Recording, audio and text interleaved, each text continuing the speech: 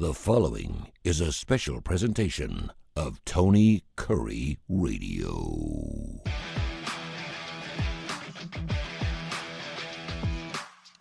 Welcome back to another strange and wonderful Keefer and Kurre. You never know what we're going to be talking about. I was going back actually through our archive, Kip, and I mean, there's not a whole lot of things we have not talked about on this particular show. You know what I mean? I'm thinking to myself, maybe needing to bring a special guest in, because we've done that with our starting lineup, right? We bring guests in, but then I think to myself, no, I think I'd rather hear Kip. I'd rather hear Kip for 30 minutes. Oh, geez. Then hear some. You need some psychological help. I probably do. So the last few days, I've heard you on Talk 99.5. I've heard you on Jocks. I've heard you on radio stations across the country. I've heard you on television, and in almost every single show. And I actually joined you for a show a couple days ago. You did in memoriam of the lives lost in 2024. We lost a couple of big names. This certainly wasn't one of our biggest years of losing a lot of celebrities. Not from my personal standpoint. We lose somewhere between 9 and 14. I think they say 9 and 14 A-listers, according to Rolling Stone, and we're right back in the mix there. So what I wanted to do is I wanted to put that behind us and start killing off the people that are still alive. I have a list here of about 12 or 13 celebrity rockers who are still with us. And I want to throw out the name, tell you how old they are, and want you to describe, and I'll hop on board as well. I want you to describe what it's going to be like when this celebrity dies. All right. You got me? Yeah. And the first one I think is a really interesting one, because I know how much you love their music. And it would be just like Ringo Starr to be the last Beatle alive. Paul McCartney is on this list, but Ringo Starr is 84. He's still on the road. He's still getting after it. Doesn't appear to be slowing down anytime soon. But when Ringo Starr dies, how do you think America will take that? It's funny. Ringo has made has actually endeared himself to the younger generation by just being a weird dude. Tony, my youngest son always, and he's not that young, he's 31, but he showed me a video, and he always makes reference to it. If anybody says Ringo or Star, Ringo did this bizarre video about 2 years ago where he said, "Hey, don't send me any more cars and letters. I'm just going to be throwing them in the ash can. I'm not signing anything else. I'm not returning anything else." And he ends up by saying, "Peace and love."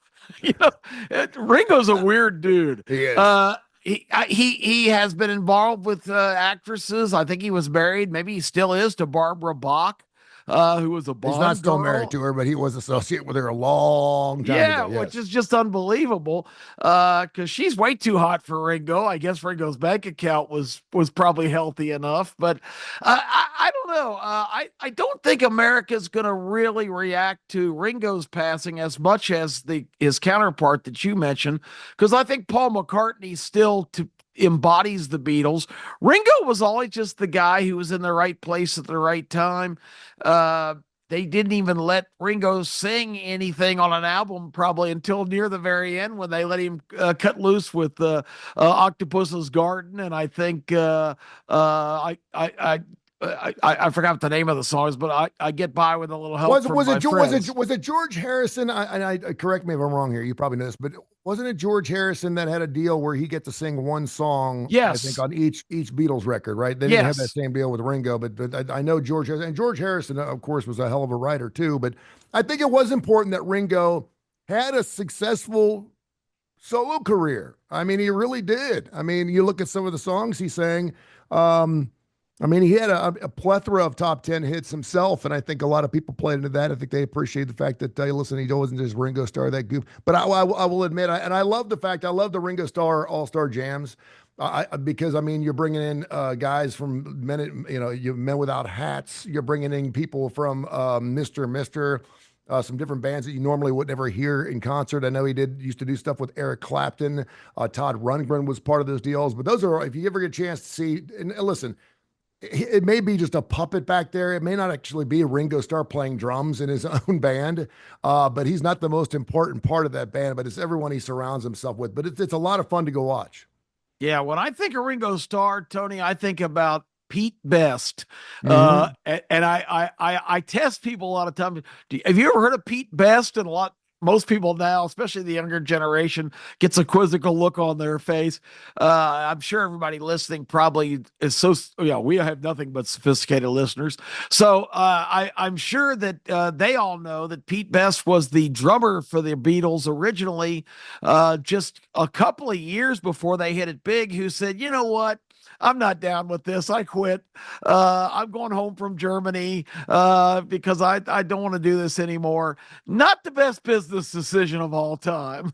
Normally, and I watch Fox 6 because I'm on Fox 6 and on ABC 3340, so I watch them. I watch NBC Nightly News as well, and very rarely will they have a celebrity death, the number one story, unless it's Michael Jackson, it's Prince, it's Lady Diana. It's something that was not expected, obviously. That those stories and those stories are going to last a lot longer.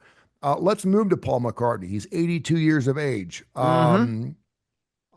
You could certainly make an argument that he should be in the news for months on end after he Oh, dies. But he's going to die naturally. We're assuming. He's still getting after it at the age of 82. Hell, still looks great. still looks fantastic. Still has that boyish charm. And so I don't know when he passes away if it's really going to be. I mean, it's going to be a big deal. We'll remember him, but I don't know if we're going to talk about it for very long.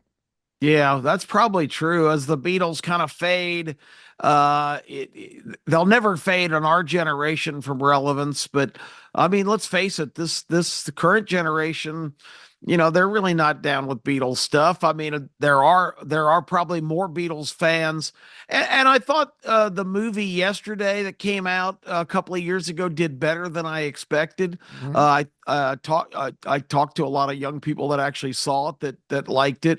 If folks aren't familiar with it, the premise is a failing musician in London who was of like I'm not sure what his descent was, Indian or something, but he was just about ready to chuck in the music business. He gets hit by a car. When he comes out of his coma, he discovers that he's living now in a world where the Beatles never made it big or nobody's ever heard Wow. of them, and he starts recording all their music and becomes a sensation. Oh, And he what a knows great it's a premise. lie. It's a really, really good movie. What's that called again? Yesterday. Oh, I'll have to check that out. That sounds fantastic. All right, brand new flick out. I can't wait to see it. I don't know why, because I'm not a huge Dylan fan. It's called A Complete Unknown. Bob's 83. Wow. Yeah, and I'm not a big Bob Dylan fan. I think I started looking into Bob for some reason about a year ago, and it may have been. I think I was trying to find out how many children each rock and roller had, because I think Mick had just had a 1 or 2 year old. He was like 80 something years old. And I was like, how in the world do you have a three? Oh yeah, he posted a picture of his 3 year old while they were on stage in Brazil or Oh something. He's boy. 2. And of course, his wife is like 26. She's smoking hot. He said Yeah, can smoking you hot. imagine having an 83-year-old dad? Good grief. Yeah, if it was Mick Jagger, I could. Yeah, actually, I'd hold on as long as I possibly could. I'd be rubbing those feet every night he wanted me to.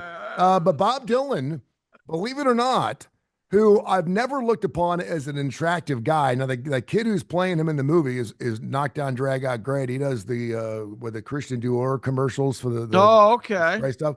Good looking kid. I don't know if Bob looked like that when he was younger. I don't remember Bob. I don't think so. Bob still had the macro fro thing going on. He still had it. But evidently, Bob Dylan has fathered more children than any rock and roller on the face of the earth. We just don't know it. Maybe it's because women don't want Bob Dylan to be their father. Maybe he's just really good at hiding those things. I don't know. I read that somewhere. But Bob Dylan, when he passes away, age of 82, we going to care? I don't think Bob is really big enough in modern society to create that big a ripple. I think everybody will care because they'll appreciate his role not only in rock and roll, but I think in the cultural movement of the 60s. Bob was one of the major voices, and he also got involved in a lot of different political situations and whatnot. There was a mobster named Joey Gallo that was very, very prominent in the 1960s in mob wars in New York. And when he was convicted and imprisoned, Bob Dylan was one of the main celebrities out there demanding his release. And it didn't end up well because once Gallo got out, he was just as controversial and responsible for a bunch of mob violence as anybody. So I think Bob's a controversial enough character, but certainly he leaves quite a mark on music. Case was in Montreal on a trip. I can't remember what he was there for, but a friend of his insisted they go see Bob Dylan 6 or 7 years ago in some kind of little dive kind of a club. And Case goes, I don't know what all the hoopla about. He was basically incoherent. I couldn't understand a single lyric he was singing. So if the younger generation kind of got him written off as a complete has-been, I don't know how much of a ripple that's going to cause. I'm throwing this one out at you just because I know you're a huge fan. Paul Simon, 83. Oh, I got the chance, Tony, about let's see, it was 2018 to 2019. Paul Simon was doing his farewell tour, and I was staying with my youngest son at the time, who lived right behind the MGM Grand, and it's probably the only concert I ever walked to. He lived literally a block and a half from the MGM Grand Garden, wow. And I was so glad I went to that because Paul Simon brought all these international people with him and all these different kind of music and sounds. Paul Simon is an American icon. I think that will be a very consequential one because I think Paul has lived his life in a situation where he has not been, front and center much. He's kind of stuck to his craft. He's not been controversial. He's never really talked about anything other since. So I think he's going to be 100% appreciated for his music, and his passing is going to be pretty significant, I know, to me. How will we respond when Frankie Valli passes away? Oh man! And I just found that when he's 90 years old. I can't believe it's funny that. Because I heard a Frankie Valli song yesterday. It's amazing how I heard a song by him, and then I heard a Billy Joel song, and Billy Joel actually did an entire album based on Frankie Valli, the way he sounded. Tell Her About It, did all these different things. And I mean, he lives in infamy, and people still want to sound like him and listen to him. But he had such a distinct sound. So much. He had his own way of doing music. He really did. Frankie Valli, 90 years of age. I got drug in Las Vegas about I keep saying I'm saying 5 years, 7 years. It's probably 10 years ago.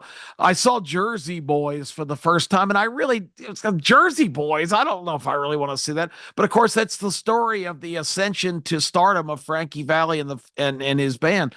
And I tell you what, it was so good, and you realize watching that play how many songs and how much influence, because like you said, he did a lot of things that really kind of changed the whole way that music was presented at that time. So I think Frankie Valli is another one of those iconic figures that when people realize how many songs he recorded and how distinct his style was, I think he will certainly register at the time that he goes to the next level. I used to do my show in the Rock and Roll Hall of Fame. I think I may have shared this story with you a couple times. On February 14th, we had actually get a couple, and we'd marry them up to the Rock and Roll Hall of Fame. And one particular year, it was the year they had John Lennon's the shirt that he was actually shot in, the glasses he was wearing were on display.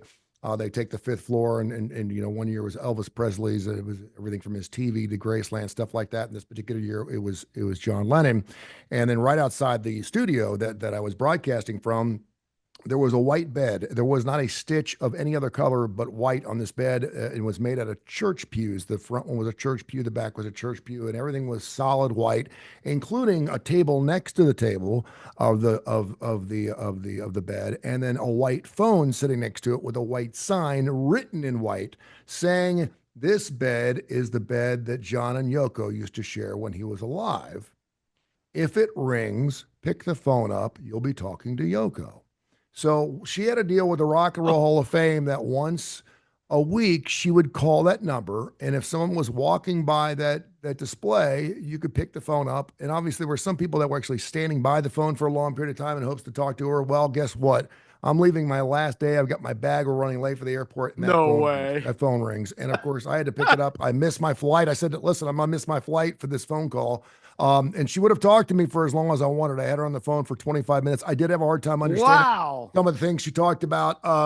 But she was delightful. She was fantastic. She was very, very nice. And she was like, is there anything else you want to know? Any other questions you want to ask? Do you want to know if I broke the Beatles up? Blah, How blah, about blah, that? Was fantastic. She was a sweetheart. But Yoko Ono, at the age of 91, she'll be known as probably the only woman in rock and roll history that has broken up a band. And indeed, one of the biggest bands. Your thoughts on Yoko Ono when she passes away?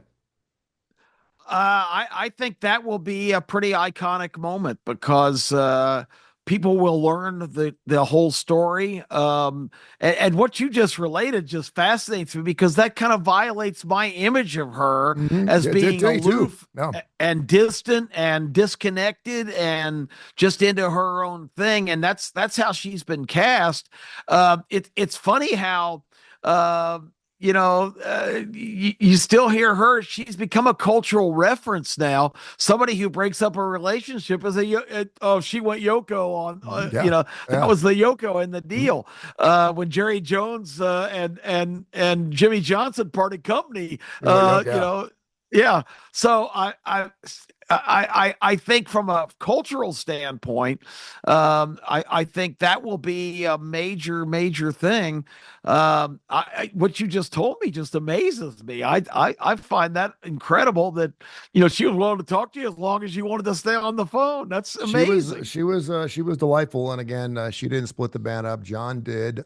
Did he have some help? Absolutely. Yeah. I will say this: when you're a person like John Lennon, who is arguably one of the best songwriters that we've ever had on the face of the earth and will ever have on the face of the earth, it takes a special woman to harness that and to have that and to live with that and to understand that. And I think that she would have done whatever it took to make John's life as fruitful and as fulfilling as possible post Beatles. And I think she did that. I think he appreciated that for sure. Dolly Parton, she's 78. She's been in the news a lot. She talked about being in Playboy magazine, I think, a couple of years ago. Obviously, she was not topless in it, but she was in there for an article. She still see Dolly Parton's Christmas, specials every single year.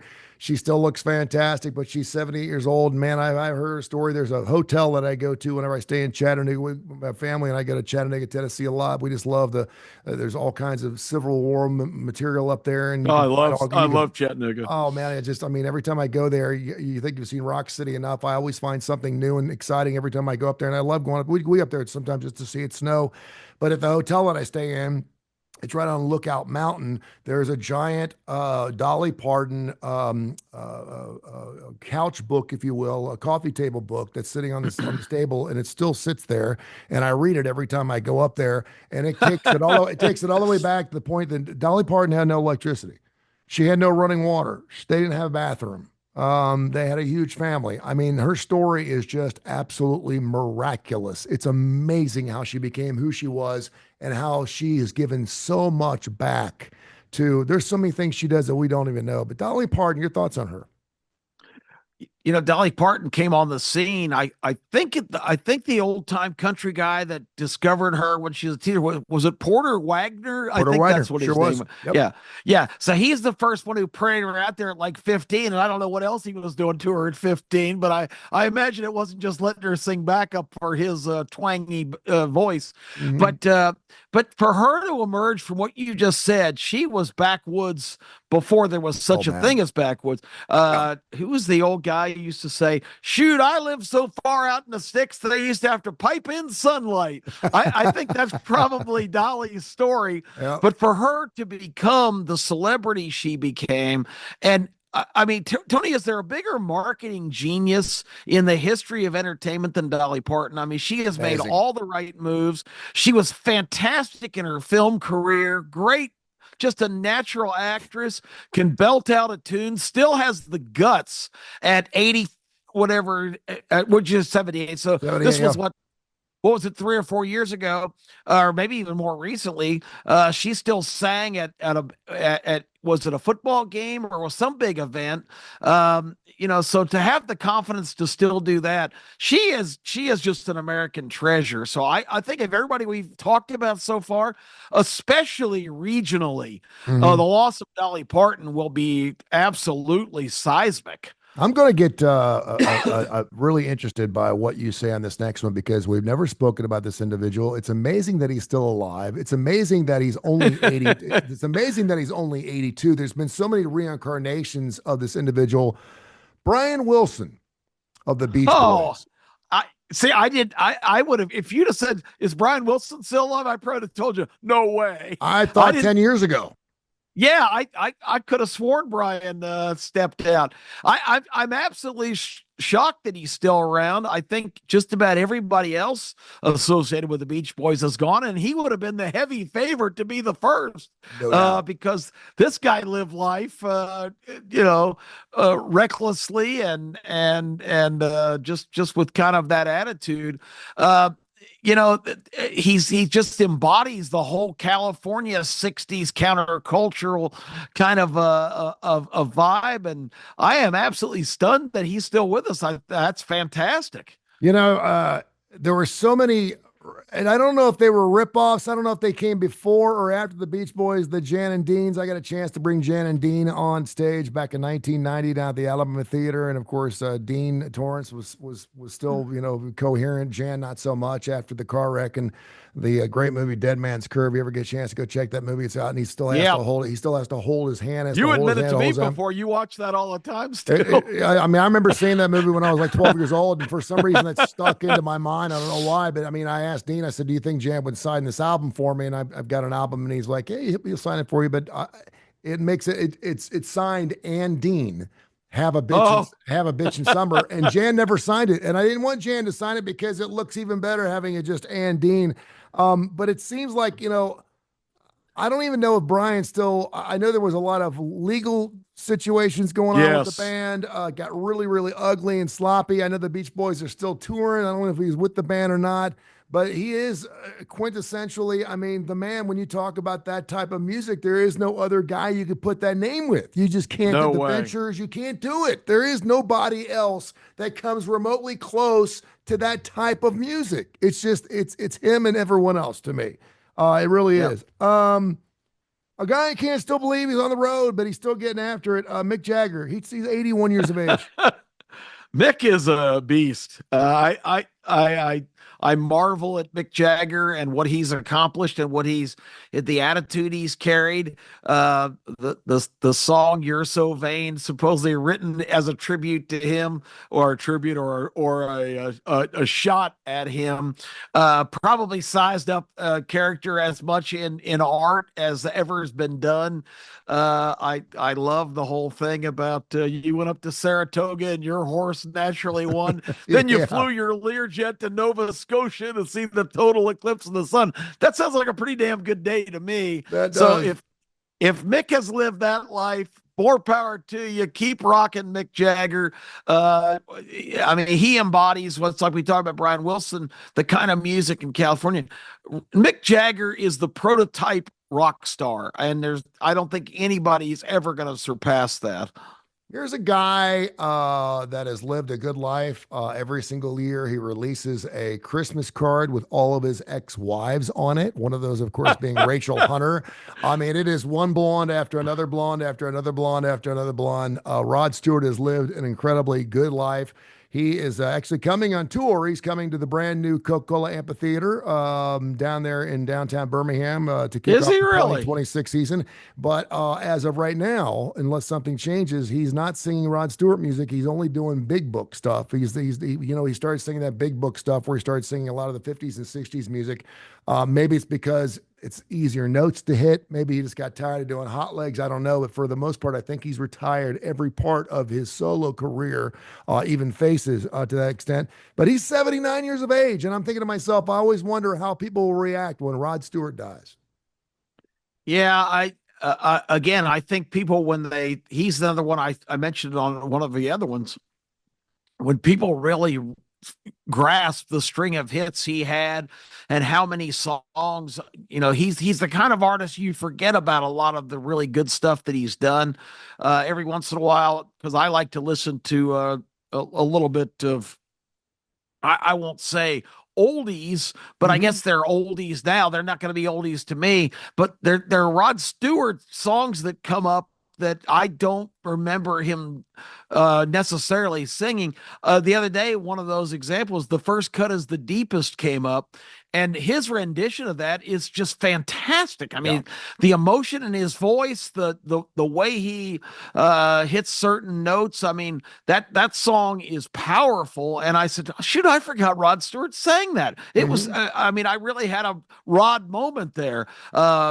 Maggie Meg, fantastic. I mean, so many great songs that I think when he's gone and they do a little bit of a retro kind of quick montage of his songs, I think people will realize just what a giant in the music business he was. One of my favorite songs by him, we used to play it on AOR radio. Every Picture Tells a Story, doesn't. And of course, that was the theme song, another theme song, but the title track to one of his albums, fantastic. And I always remember too, he owned Do You Think I'm Sexy, which took a lot, because when the MCA folks came to him and said, listen, there's this new thing called disco and it's really hot out there and you've kind of got this look and you've got the bright hair. We think maybe you should change your music a little bit, and this guy's coming out of, Stay With Me from the Faces. I mean, it's in your face, all night rock and rolling stuff, trash in hotel rooms. And all of a sudden they're trying to get him to add some type of sprinkle of disco music into it. Next thing you know, he comes out with the songs Do You Think I'm Sexy, which become a #1 hit. Hot Legs was also off that album. And I remember remember that album cover that was the pink? It was all pink.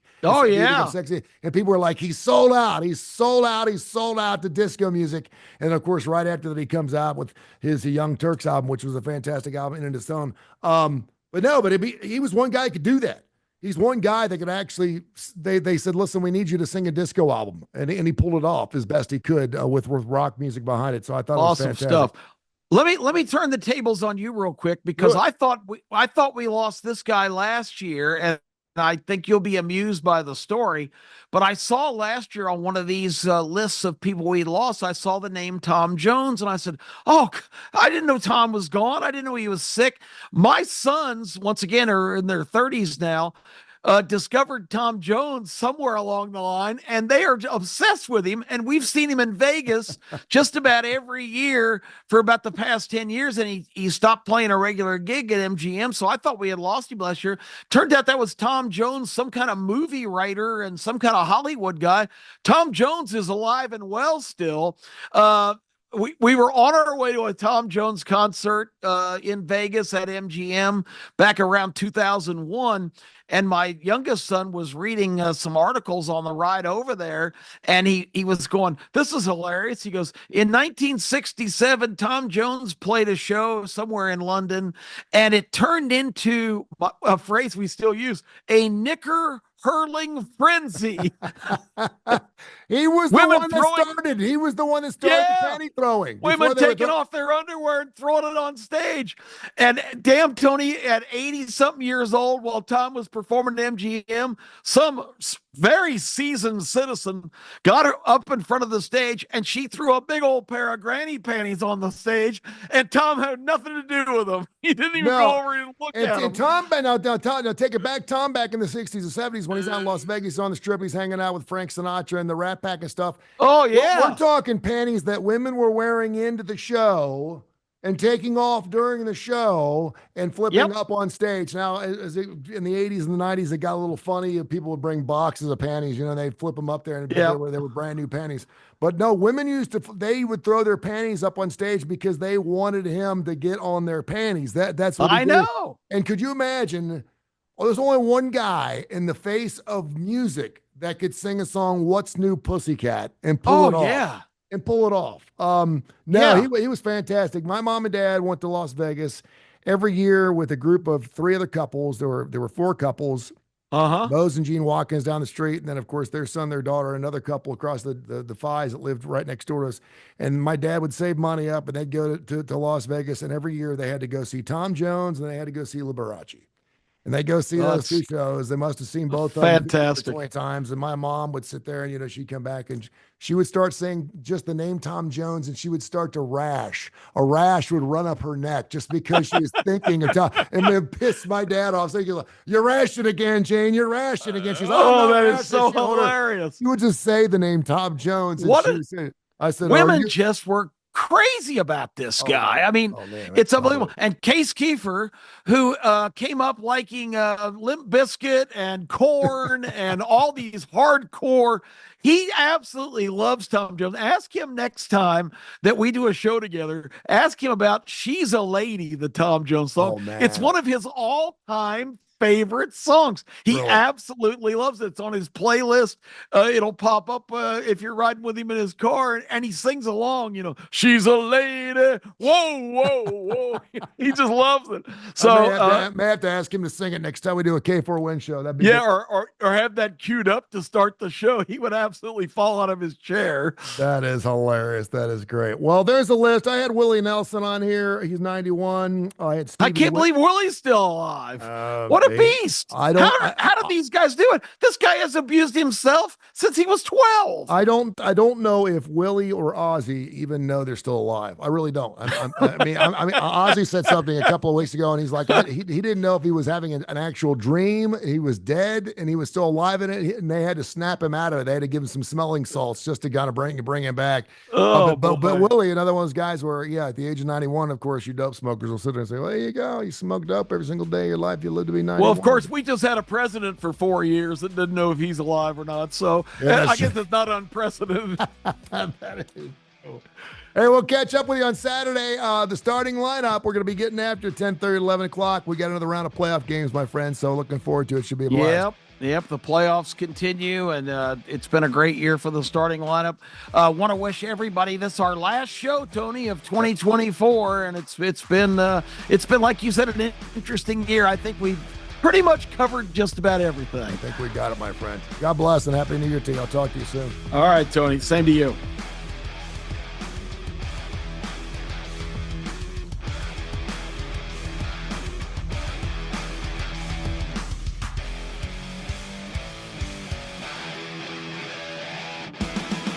This has been a special presentation of Tony Kurre Radio.